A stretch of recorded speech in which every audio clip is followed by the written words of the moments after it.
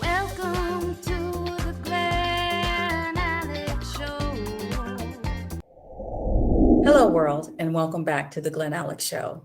I'm Glen Alex, licensed clinical social worker, wealth counselor, and author of Living in Total Health, the 2021 Indie Book Award winner for health and wellness, and finalist in Body, Mind, and Spirit.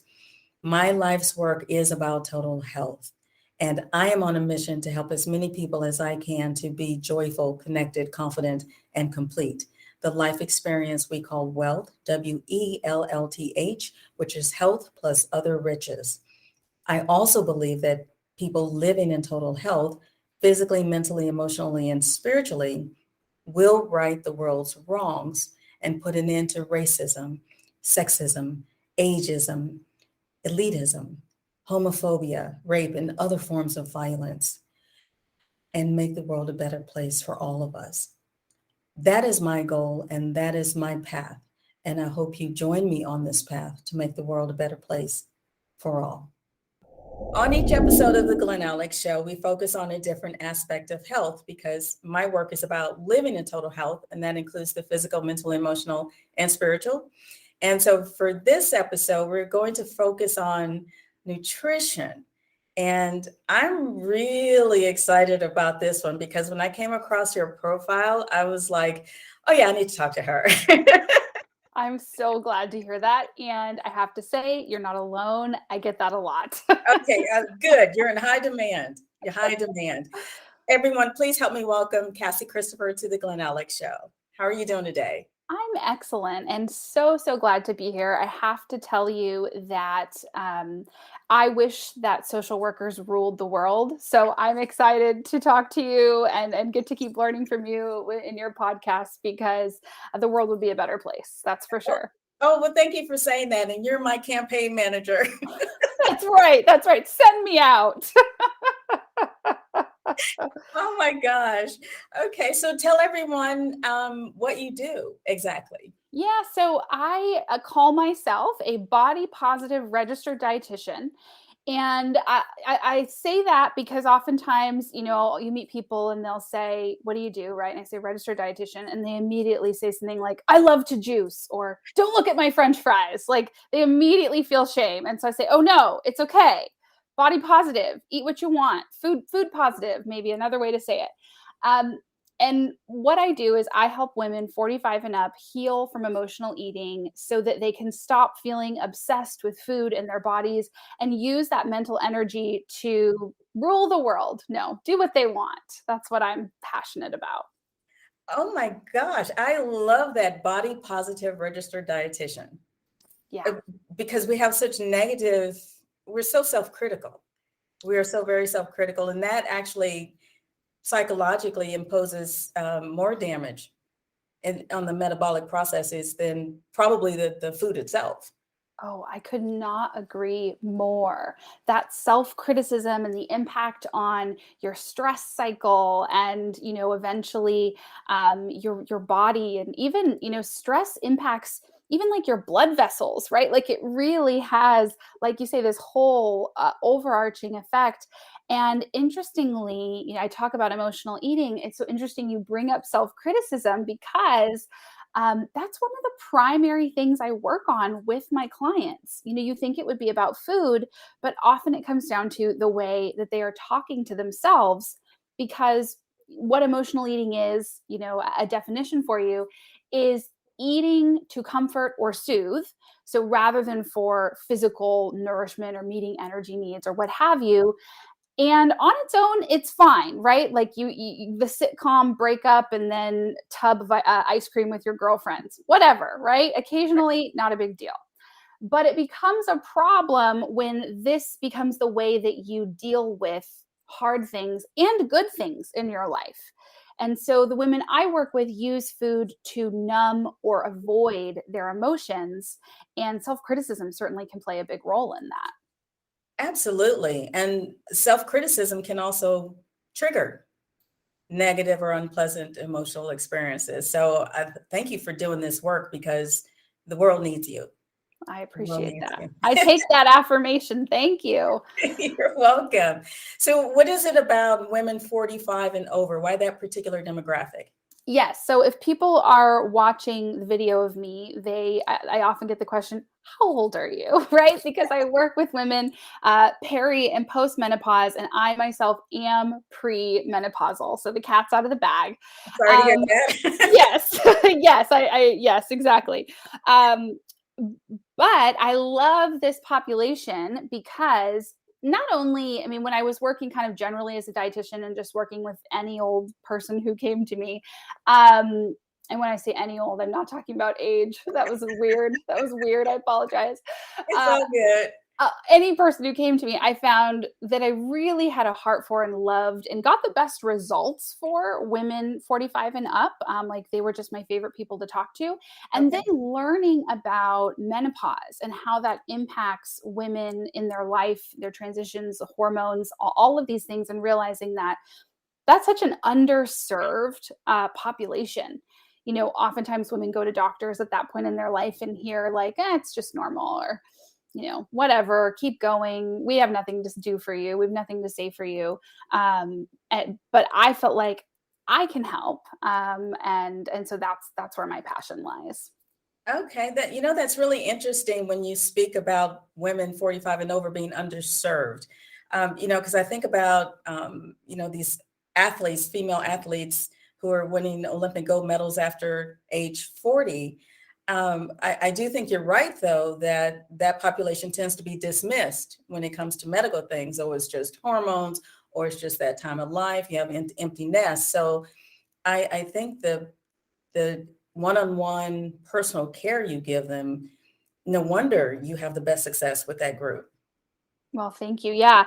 And it makes, like, exactly as you're saying, there's so many transitions at this point in life. And I laugh sometimes. I love research. I love to read research. I'm a total, scientific article nerd.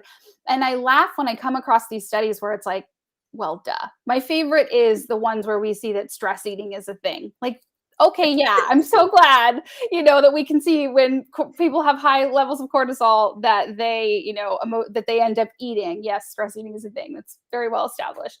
But the other one is there was this great study done actually out of my home state of Seattle, Washington, where they studied women in this period of life, I think, 40s through 60s, and they found that it was the most stressful time in a woman's life.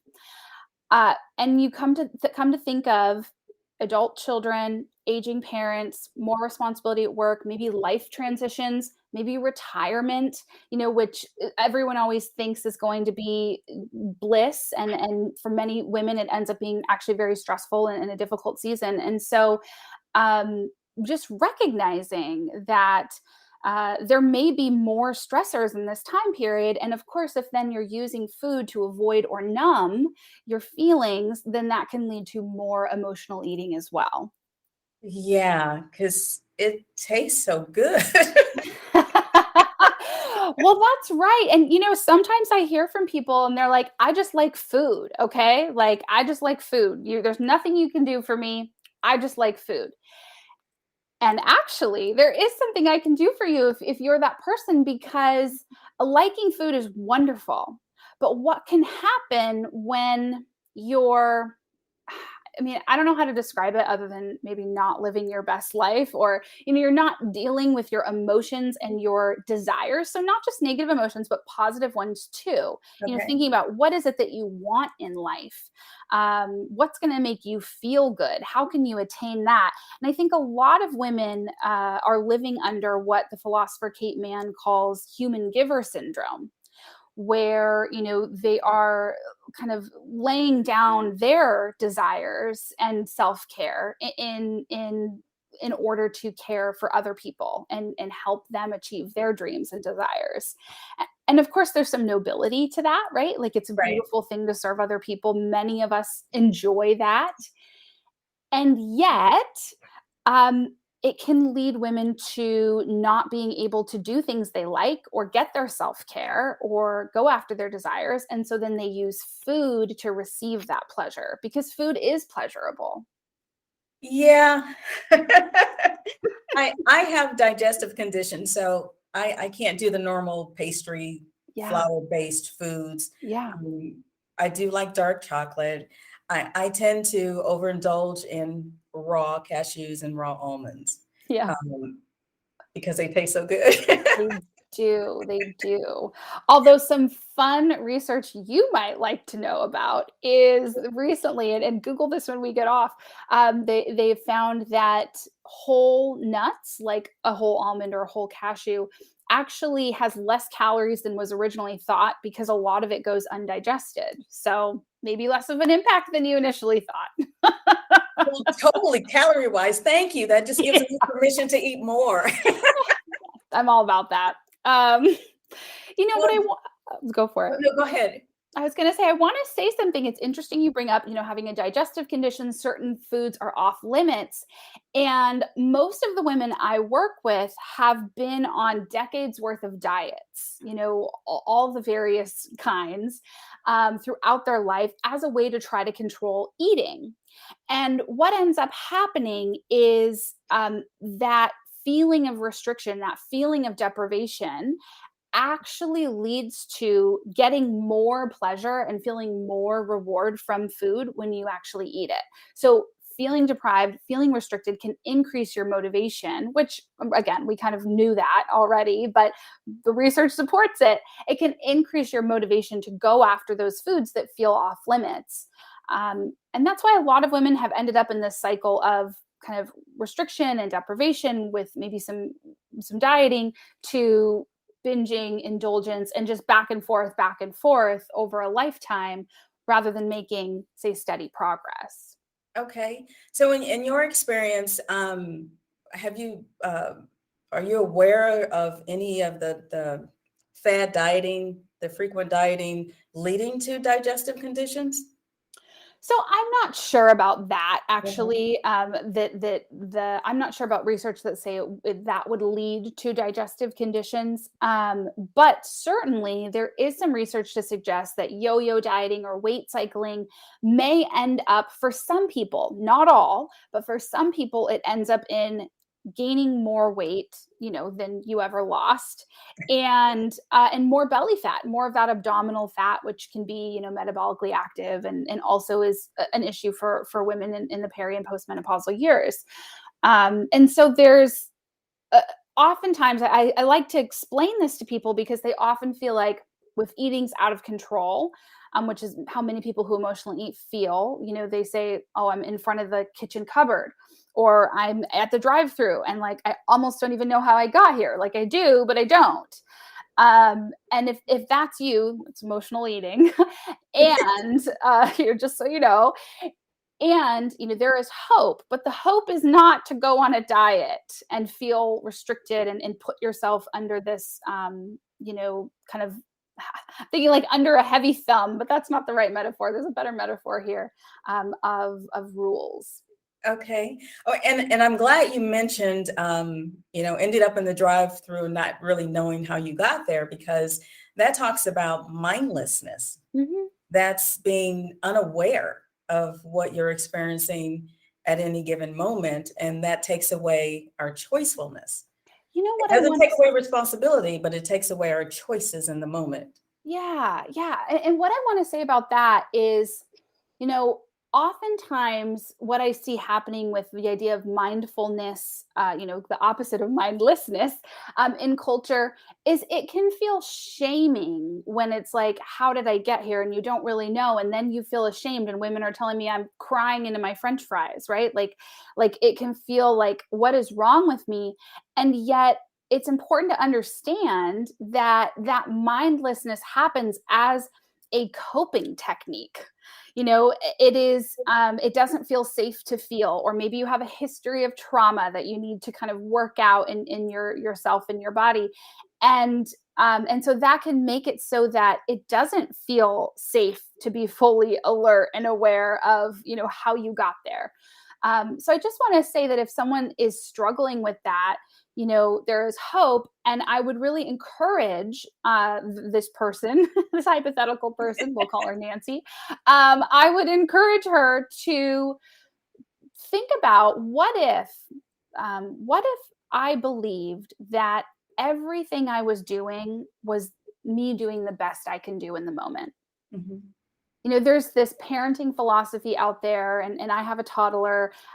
So I'm, hearing all of this, that like your kids aren't misbehaving. Your kids are doing the best they can within their developmental, um, you know, kind of growth, and based on how much their needs are met emotionally and physically. And I'm like, yeah, yes, that's emotional eating too. You're doing the best you can. That is true. And what you described about the phases in childhood is all still true in adulthood. Yes. We still go through those growth phases. They just look a little differently. And I see no shame in Yes. becoming aware at any time. Whenever you can come back to the present moment, that's pretty powerful stuff. So don't cry in those French fries. Then you can decide if you want to eat them or not. Yeah. Yeah. So, Celebrate the awareness. I love yes. that. Yes, I do. Oh my gosh, thank you for bringing that up. Now, in your blog, I forget the title of it, forgive me. That's all right. You do mention 3 hormones that impact emotional eating and weight gain. Yeah. One of them I never heard of before. So, because we're always so estrogen and Yes. testosterone focused. Yes. Can you talk about the 3? Yes. Yeah. So cortisol is the first one. Ghrelin, maybe the one you hadn't heard Yes. of. Yes. And it's spelled really funny too. And then the third being menopausal hormones, kind of these sex hormones, which I just lumped together. And yeah, it's important to understand, again, same as understanding that a trauma history or your diet history can impact your relationship with food. Again, understanding it's not your fault. There's no shame. You can get help, right? Like there's hope. I think it's the same with understanding hormones, that there is stuff going on behind the scenes that's leading to eating, that you're not a victim. You can do something about it. But it's helpful to understand so that you don't beat yourself up. And that goes back to that self-criticism we were talking about. Right. So as I mentioned, cortisol is the primary stress hormone in the body. That's the fight, flight, or freeze hormone. And that leads to, cortisol leads to more belly fat again, weight gain, all these things when it's chronically elevated. And like I mentioned earlier, there's a lot of studies to show that when cortisol is high, people are going to eat. Now, cortisol also controls your sleep-wake cycle. And research shows for every hour of sleep that you are deprived, which if I'm anxious, my sleep's definitely going out the window. So I know this for sure. You eat an additional 385 calories. Wow. That's a lot. That's a big handful of nuts. Right? Yes, it is. That's a movie's worth of nuts. Yes, exactly. And so recognizing, wow, this it may not be right that you have poor willpower or poor self-control or poor self-discipline. It may be that you have these stress cycles happening in your body, and cortisol can be raised by a lot more than just psychological stress. So the menopausal transition, research shows, when these hormones are changing, that raises cortisol. Inflammation in your body. So if you have underlying disease processes, that can raise cortisol, sleep disturbance, blood sugar imbalance. There's really a lot of things, honestly, that can imbalance cortisol, and especially if you're struggling chronically. So it's not a one-time thing, but a more, happening all the time type of thing, like in a disease process, an inflammatory disease process. It can become a real issue and a real driver of eating. Okay. And that other one that I can't remember. Ghrelin. Yes. Ghrelin? Yes, ghrelin. Think of gremlin, and that'll probably just confuse you. But now you're confused. So ghrelin is an appetite hormone. And the ghrelin is interesting. So the longer that you've gone from eating, so say you ate, 30 minutes ago, ghrelin starts to build up in your brain saying it's time to eat. But now it's been an hour since you ate, it builds up a little more. It's been 4 hours, 5 hours, 6 hours. Ghrelin starts to build up so high and is screaming at your brain. You need to eat. You need to eat right now. I don't care what it is. go to the vending machine, right? So it's that like, it's been a long time since you've eaten, or maybe you didn't eat much during the day. And now you're at home at night and people are going, why am I snacking on all the crackers and my glass of wine to unwind while I'm making dinner? Why can't I just make dinner? I'm eating so much. Ghrelin.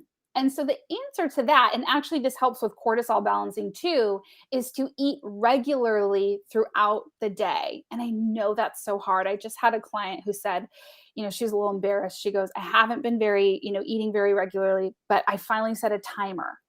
And she's embarrassed that she just finally set a timer. I'm like, hey, no shame, right? Like we all get there. We have to see it's a problem first, but it makes a difference. Yeah, whatever you need to do to make it work for you. Mm-hmm. So, are you recommending the 6 small meals a day, if that's possible, or maybe just 3 evenly spaced meals, or is it individual? Yeah, it's totally individual what's going to work for someone. So, I love the idea of intuitive and mindful eating and paying attention to our own hunger cues.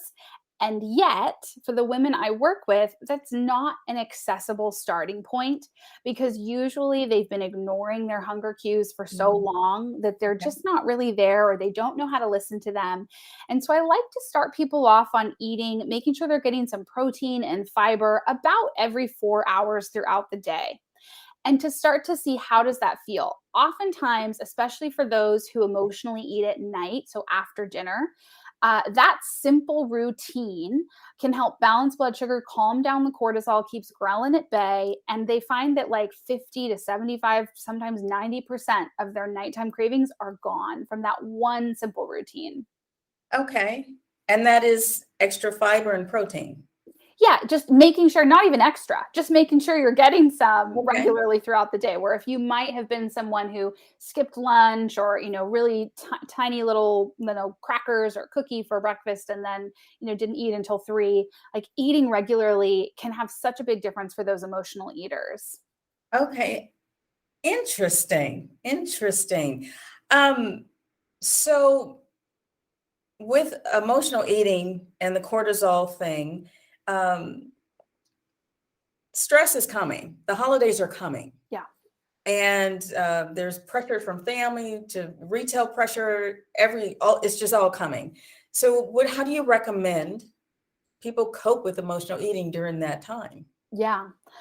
Well, I think from that practical, what do you do about food standpoint, that protein and fiber, a combo throughout the day is a great way to go, especially at big holiday meals. What can happen is you just skip breakfast or you skip lunch. This big meal is coming, and so then it ends up being that ghrelin builds up and up and up, and you eat way more than you might have eaten if you'd been eating regularly. So that's one strategy, that kind of practical boots on the ground type of strategy.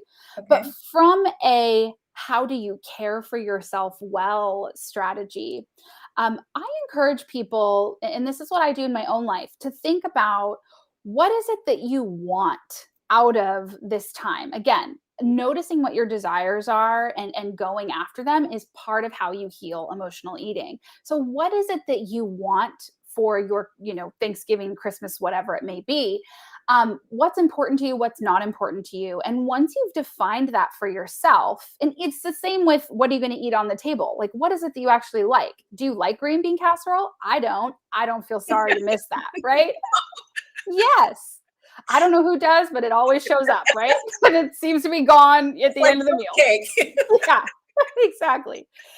And so you decide, both generally around celebration and also around meals, what is it that you want, what's important to you, and then do those things. And then maybe you can set some boundaries and say no even to the rest to help preserve some of your sanity. Okay, those are really good tips. Now, how do you see? We're always told that calories in versus calories out equals weight loss or weight Sure. gain or weight management. When hormones are impacting weight, how does physical activity fit in there? Does it matter? Uh, Tell me, what do you think? Yeah. I'm so glad you asked this because, especially like you say, hormones impacting weight, the metabolism can slow down with aging, with menopause. And then even if with diet, a history of dieting. So it can be a lot going against women in terms of metabolism. And movement is a great way to get that metabolism going. However, what I see happening to women before they start working with me is they start eating less and less and less and moving more and more and more. And the scale doesn't seem to change. And so there's, two things that I think are important to pay attention to. One is, how do you care for your metabolism well to make sure that your body has the ability to make and use energy as well as it can? Again, the protein and the fiber, believe it or not, research suggests can really help get that metabolism going, as can eating regularly. As can movement. So there's some things you can do, but then also there's a piece of this that I think comes to play into acceptance. Uh, Easy for me to say, right? I'm not in that age range yet. And yet I know, and I am affected by both the thin ideal, of beauty, and the age ideal of beauty. And so as you age, I think redefining what beauty means to you and what health means to you, again, to you, what you desire, how you desire to feel, and going after that is going to be a much more powerful and centered way of living, where you can accept who you are and be compassionate to yourself rather than trying to chase some unattainable ideal. Okay, I totally agree with that. So would you then recommend that for women in that situation, they still just continue to do their activities they enjoy, do something more mobility based, something more strenuous, more weight? Yeah, it totally depends, but the thing that you're always going to keep doing, like the most important thing with movement is that you do it, that you do it. That is the most important thing. And so what are you going to do? What do you love? What do you enjoy? Maybe for some women, this is going to take a little trial and error, to figure it Okay. out. Maybe you need to go to some classes and do some different things to discover what you like. I've had people tell me, oh my gosh, that they're allergic to exercise, right? Like, and I think it's because, they're I grew up in a Title IX kind of generation where if there was a boy sport for something, there was a girl sport for something, and it was acceptable for girls to be athletic. But many of the women I work with did not grow up in that situation where, being athletic and moving your body was something that they were accustomed to from a young age. They didn't like the feeling of sweating. It's uncomfortable, right? Like, I'd rather eat. That's more fun. Yes. And so really going on a journey to discover what you like, what you enjoy, what you can sustain, that's going to be the best starting point. And then you can fine tune and add on to that, like bone strengthening and, metabolism boosting and all of that. Those can be great extras, but having a base of something you enjoy is definitely the way to go. And just do it. And that you will do. Yep, exactly. Okay. All right. Well, I mean, that makes sense. It's intuitive, yet we need to hear it and have it reinforced. You got to do it. Yeah, yeah. And if you're having trouble doing it, I think oftentimes, again, women look to themselves and say, like, what's wrong with me? Like, I'm such a capable, strong woman. I work with these women who are amazing. You know what I mean? The things they do are incredible. And they're like, what's wrong with me? Why can't I do this consistently? And oftentimes there's a real barrier there. Like, there's a reason that this isn't working for you. And sometimes it has nothing to do even with your life, but it's like your work schedule or this, that, and the other. And, usually there's things you can do about it. And that's wonderful. And that's part of what I do, is help people problem solve. So if you need a problem solver, hit me up. But just to know, like, stop and take a breath, like pause and think about what are the barriers to getting the movement. Like, if you can dream for a second that it's not just some personal failing, with you. Okay. Very good. Now, can you take a minute, just walk us through the process of working with you from Sure. intake to how you individualize plans? Yeah. Yeah, so right now I've got a couple offerings. One is my signature program called the Stressless Weight Mastery, and that is supporting women who have a desire to lose a moderate amount of weight, for their health or what have you, while also working towards body acceptance and healing emotional eating. And then I'm also offering that's a group experience. I'm also offering some one-on-one coaching as well. I have room in my schedule. I've just created actually this 6-month package I'm so excited about, where we will, if someone is struggling with emotional eating, struggling with acceptance, we will dive into these things we've been talking about. How do you Okay. want to feel? How are you going to get there? How are you going to feel pleasure and good things in your life so you don't need that from food? And then also all the other things, balancing the hormones, taking care of your nervous system, really implementing self-care strategies and figuring out why you haven't implemented these same strategies, like the movement, right? That you've known all along you should be doing, and somehow you're not doing it, right? So really digging into that, figuring out what's going on, so that by the end of 6 months, you have a direction for how you want to feel in your life. You can know that you're caring for your health without being worried about the burden of, what it may mean that your eating may mean. And then feeling in control and comfortable in your own skin. And as you can tell, I'm super excited about that. They sound like wonderful programs.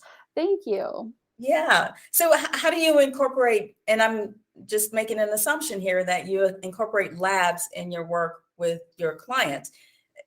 How do you incorporate it? Do you just do pre, post, or along the way?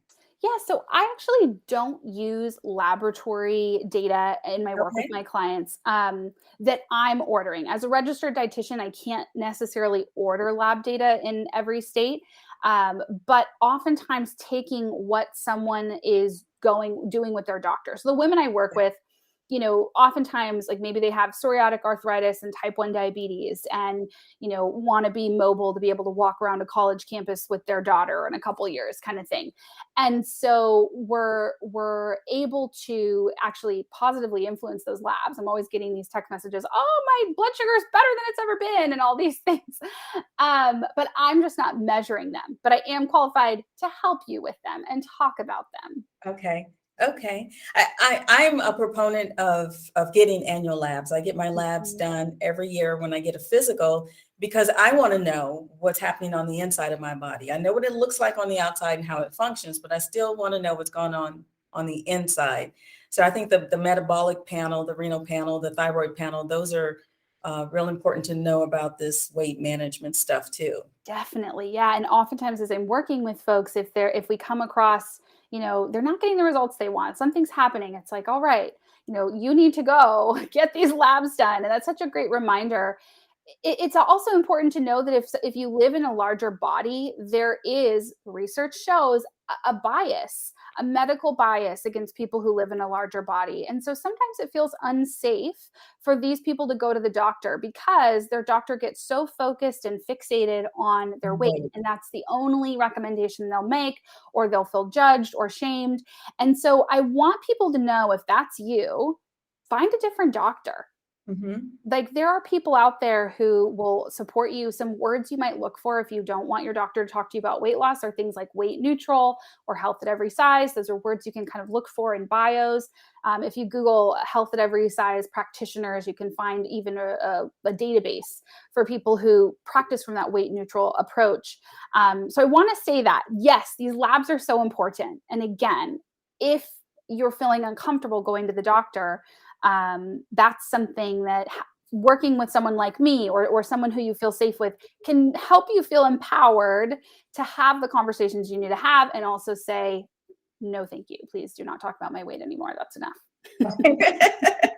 And for your clients who are living in a larger body and are resistant to going to a doctor, within the last year and a half in Nevada, labs are offering, people can order their own tests. Oh, really? They have to engage with their teletherapy, telemedicine Mhm. physician, but they can go online and order the tests themselves. So that might be a way for you to get the labs without them having to go and be body shamed.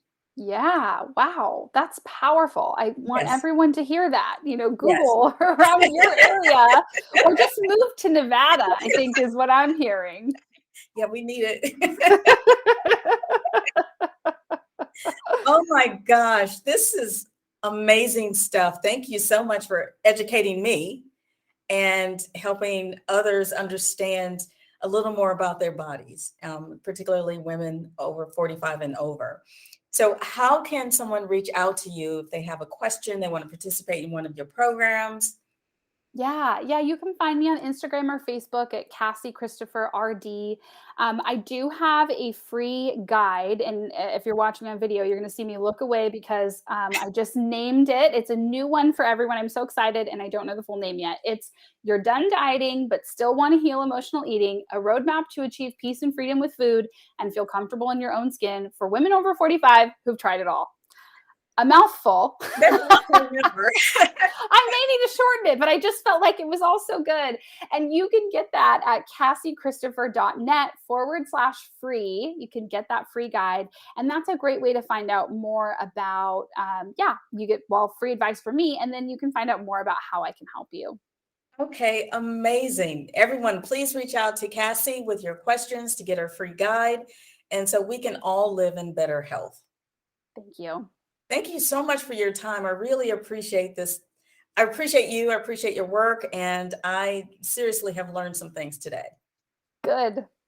I'm super excited. And yeah, like I already told you, I'm just in love with social workers. I think what you do is so needed in the world. So yeah, thanks for having me. Thank you again for tuning in to the Glen Alex Show. Please like, subscribe, and share. Refresh your spirit with a nourishing thought.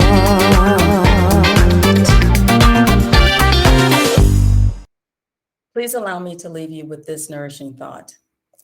Best-selling author Karen Salmonson said, "Emotional eating doesn't heal emotional issues. Stop trying to stuff down your feelings with food." That's very clear, folks. Emotional eating does not work. While consuming comfort foods, alcohol, and other substances to dull, mask, or avoid emotional pain may provide a temporary distraction from that pain, it doesn't resolve it. So the issue that triggered the emotional eating in the first place remains. And emotional eating causes more problems than it solves. Unintended weight gain, unresolved stress. We know how those things negatively impact physical and mental health. And don't get me wrong, I totally understand what emotional eating is about because I've succumbed to it myself. There have been several times in my life where emotional upheaval had led me to comfort foods and alcohol. However, when the food was digested and the alcohol buzz wore off, the issue was still there. So emotional eating does not work. And I had to learn that about myself, and I had to learn how to better manage my emotions and stress so I didn't reach for comfort foods automatically. You can learn that as well. And in fact, it's just reconnecting with the part of you that already knows how to do this stuff. So to help you reconnect with that, please read my blog on emotional eating on glenalex.com to give you some direction and to show you how I did it through my EAT method. Because I want you to be well on every level. So please, glenalex.com, read my blog, reach out for help, and you can do this. And until next time, be well. Glen Alex Show.